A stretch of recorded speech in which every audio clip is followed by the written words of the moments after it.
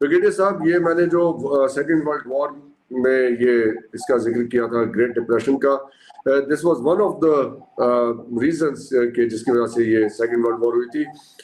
उसके बॉटम पे भी और रीजंस थे, आपके सामने मैं दोहरा देता हूँ जस्ट टू रिफ्रेश मेमोरी। सबसे बड़ा रीजन तो था ट्रीटी ऑफ वर्साइल्स, जो जिसकी बात बहुत हार्श ट्रीटमेंट की गई थी जर्मनी की। उस हार्श ट्रीटमेंट के नतीजे में नाज़ीज पैदा हुए। फिर जब ये ग्रेट डिप्रेशन 1929 में स्टार्ट हुआ तो 1930 में नाज़ीज राइज टू पावर।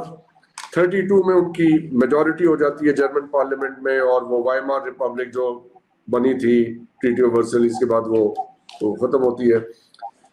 उसके बाद फिर फैशिज्म, टोटलिटेरियनिज्म, ये सारे फेलियर्स ऑफ, फिर लीग ऑफ नेशंस जो बनी थी वो फेल हो गई। ये सारे अवामिल आज दोबारा नजर आ रहे हैं हमें। Harsh treatment of Ukraine, unfair treatment जो उनके साथ किया इन्होंने, जंग में धकेल के पीछे से हट गए। फिर उसके बाद अब यूरोप के पास कोई फौजी कुव्वत नहीं है, उनसे वो सिक्योरिटी अम्ब्रेला भी रिमूव कर ली। उनके ऊपर अब इकोनॉमिक प्रेशर भी डाला कि आप ये अपने डिफेंस बजट जब वो 1.5% से 5% पे लेके जाएंगे तो फिर हेल्थ और एजुकेशन और बाकी जो वेलफेयर प्रोग्राम्स हैं उनके वहां से पैसे निकालने पड़ेंगे। तो अब एक सोशल इशू भी खड़ा होगा उसके साथ। अ लॉट इज हैपनिंग और बहुत सी सिमिलैरिटीज हैं। अगर ये उन सारी सिमिलैरिटीज के साथ ये ग्रेट डिप्रेशन भी ऐड हो जाता है तो फिर तो वो सारी पिक्चर कंप्लीट हो गई जिसकी वजह से सेकेंड वर्ल्ड वॉर हुई थी। तो we should be ready for the third one. बहुत नवाजिश डॉक्टर साहब, आपने अपने प्रोग्राम में शामिल किया। अगर आप इजाज़त दें तो मैं 2 हिस्सों में बात करना चाहूँगा। सबसे पहली बात तो सुनिए, आपकी जो डॉक्टर साहब ने जिसका जिक्र किया बहुत ऐसे तरीके से, ये सप्लाई चेन्स वाला जो था,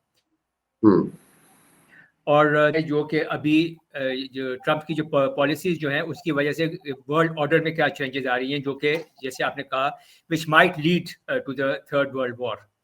तो सप्लाई चेन के बारे में मैं सिर्फ इतना कहना चाहता हूँ कि पहले तो जो पहली एडमिनिस्ट्रेशन आई हैं अमेरिका में, वो तो इस कोशिश में थी, जो बाइडन की एडमिनिस्ट्रेशन जो थी, कि चाइना से जो सप्लाई चेन एंकर्ड हैं वो वहाँ से उनके एंकर्स को हटाकर साउथ ईस्ट एशिया में, साउथ एशिया में कहीं शिफ्ट करें, वियतनाम में ले जाएं, थाईलैंड में ले जाएं, इंडिया में ले जाएं। मगर वो काम बहुत ऐसे तरीके से हो नहीं सका, क्योंकि वो सप्लाई चेन जो कि चाइना में एंकर्ड हैं वो इतनी फ़ायदेमंद है इनके लिए कि वो, और इतनी वहाँ पे जो ट्रेंड मैन पावर अवेलेबल है और इतना सेटल्ड सिस्टम है वहाँ पे कि वो वैसा सिस्टम इनको और कहीं मिल नहीं रहा है। तो वो सप्लाई चेन वहाँ पे मेरा नहीं ख्याल है कि अभी तक इनको उसमें कोई खातिर खा कामयाबी हुई है। अब जो टैरिफ वॉर जो शुरू किया है इन्होंने, इसका भी डायरेक्ट इफेक्ट होगा सप्लाई चेन के ऊपर। अब मैं 80% आई थिंक अपनी जो कार की जो ऑटो इसकी जो स्पेयर पार्ट्स वगैरह जो बनाते हैं, ये वो अमेरिका में सप्लाई करते हैं। अगर आप उनके ऊपर सब 25% एडिशनल टैरिफ लगा देते हैं तो आप समझ लें कि गाड़ियों की कीमतें कहाँ जाएंगी। जब गाड़ियों की कीमतें कहाँ जाएंगी तो उनको खरीदेगा कौन? बाइंग पावर लोगों की कम हो जाएगी, और जैसे आपने कहा कि फिर गाड़ियों की भरमार हो जाएगी और खरीदने वाले लोग नहीं होंगे। ओवर प्रोडक्शन हो गई, ओवर प्रोडक्शन, अनएम्प्लॉयमेंट, फैक्ट्रियां बंद होंगी, ऐसे ही होगा ना सर। उसी तरह से अगर हम उसी तरह से अगर हम कनाडा से देखें, जहाँ से ये लंबर जो है, लकड़ी को ये इंपोर्ट करते हैं, अगर उसके ऊपर 25% ये लगा देंगे तो फिर ये घर कौन बनाएगा इतने महंगे वहां पर? और अगर मॉर्गेज ये बनाएंगे तो इतनी ऊंची और बड़ी मॉर्गेजेस कौन लेगा? तो लकड़ी आ जाएगी, घर भी बनने कम हो जाएंगे, सारी इंडस्ट्री जो है वो बैठ जाएगी। Again will move towards the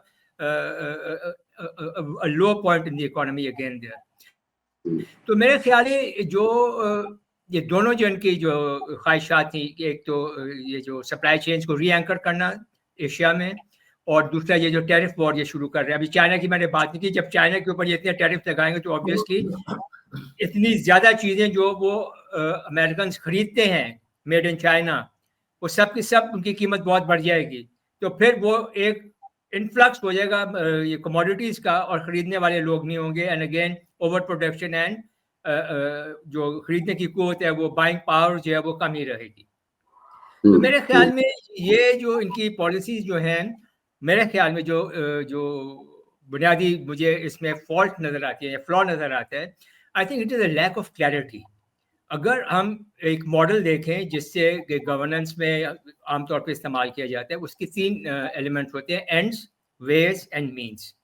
तो जो भी आपके ऑब्जेक्टिव्स हैं उनको एंड्स आप कहें, और उन एंड्स तक पहुंचने के लिए आप कौन से वेज इस्तेमाल करेंगे, कौन से आप जो है मतलब क्या क्या क्या चीज़ इस्तेमाल करेंगे वहां तक पहुंचने के लिए, और कौन से रास्ते इस्तेमाल करेंगे, वेज एंड मीन्स इस्तेमाल करेंगे वहां तक पहुंचने के लिए। अब अगर आपने अपनी इकोनॉमी को दुरुस्त करना है, अगर आप this is the end objective of your policy, then the ways that you are adopting are not right, they are not working। आपका वे है टैरिफ लगाना, कोर्शन करना, जोर जबरदस्ती से काम करना, तो वो तो काम कर नहीं रहा है। और मीन्स जो है डिप्लोमेसी वाले आप इस्तेमाल नहीं कर रहे हैं, आप डंडा चला रहे हैं, वो भी काम नहीं कर रहा है। तो टैरिफ बढ़ाना एक तरीका है, और आपका मीन्स जो है वो आपकी कोर्शन है। तो ये somehow this model is not is working for the Americans। और अगर ये वाकईतन चाहते हैं कि अपनी इकोनॉमी को ये दोबारा उभार कर दुनिया की सबसे पावरफुल इकोनॉमी बना लें, तो they will have to again redetermine कि हमने कौन से वेज इस्तेमाल करने हैं वहां तक पहुंचने के लिए, और कौन से मीन्स हमने इस्तेमाल करने हैं वहां पे पहुंचने के लिए। जब तक इस तीनों एलिमेंट्स के अंदर एक बैलेंस नहीं आएगा और एक लॉन्ग टर्म इसका प्लान नहीं बनेगा, ये काम ऐसे नहीं हो सकता है कि आज, जैसे डॉक्टर साहब ने कहा कि आज 25% लगा दिए, फिर बोला चलो 1 महीने के लिए हमने कम कर दिए या छोड़ दिए, फिर 1 महीने के बाद दोबारा लगा देंगे, तो सारा कॉन्फिडेंस मार्केट का, सारा कॉन्फिडेंस इकोनॉमी का सारा खत्म हो जाएगा। तो मेरे ख्याल में what they need most of all is the clarity of thought. वो खत्म होगा एंड स्टेट। ब्रिगेडियर साहब, स्केप्टिसिज्म तो अभी आ गया ना, कॉन्फिडेंस तो जाते ही जाएगा, but scepticism is there about what is going to happen. तो अनसर्टेनिटी जो है वही मार्केट को डुबो देती है। डॉक्टर नाज़ कैन से, डॉक्टर इश्तियाक अहमद साहब बहुत बहुत शुक्रिया सर ज्वाइन करने के लिए। आप स्वीडन में स्टॉकहोम में मौजूद हैं, और वहाँ पे ही जो सिचुएशन डेवलप हो रही है, you are very well positioned to inform us what is actually happening on the ground. अगर आपने प्रोग्राम के शुरू का हिस्सा मिस किया तो मैं आपके सामने उसकी क्विक समरी रख देता हूँ। वी आर थिंकिंग कि ये जो ट्रम्प साहब की टैरिफ पॉलिसी है, उसको हमने फ्रेज दिया है ट्रम्प्रेशन का, to Great Depression. It can lead to Great Depression because if the supply chain, world supply chain is disrupted, it can plunge the world economy into Great Depression. उसके और फिर Great Depression को हमने relate किया है 1929 to 39 जो situation थी, और उसके बाद वर्ल्ड वॉर हो गई थी। So potential world war, potential great depression leading to world war, वो हम सिमिलैरिटी सामने लाने की कोशिश कर रहे हैं। उसमें जो वर्ल्ड वॉर में जो रीजंस हमारे सामने आते हैं, उसमें nationalism, rise of nationalism, right wing nationalism in Europe, और उसके बाद लीग ऑफ नेशंस फेल्ड, वो कोई फोरम नहीं रहा था, और ये इस किस्म की सूरत हाल थी। क्या लग रहा है आपको इस वक्त यूरोप में, how close are the similarities between now and then? Now and then, very interesting way to look at the situations, the two situations. I think एक पूरे दौर में एक established framework जो होता है वो at some point अपने आप को exhaust भी कर देता है, और then there is a disturbance.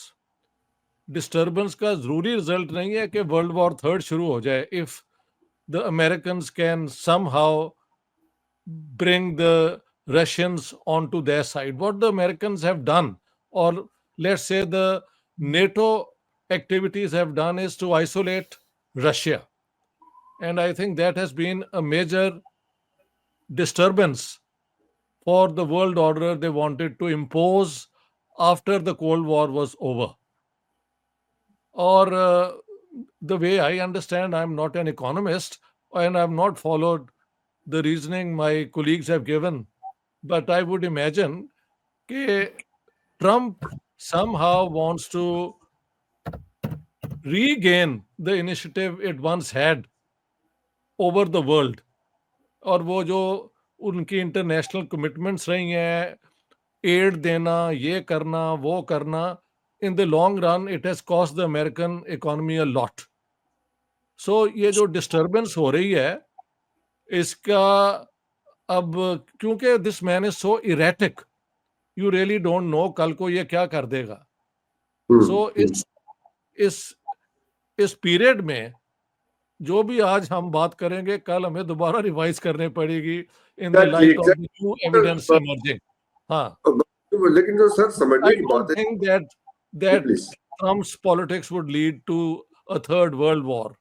I think what the Americans have done and the Western people have done is to isolate the Russians where there was a fair chance The after the situation war is so to crack. different.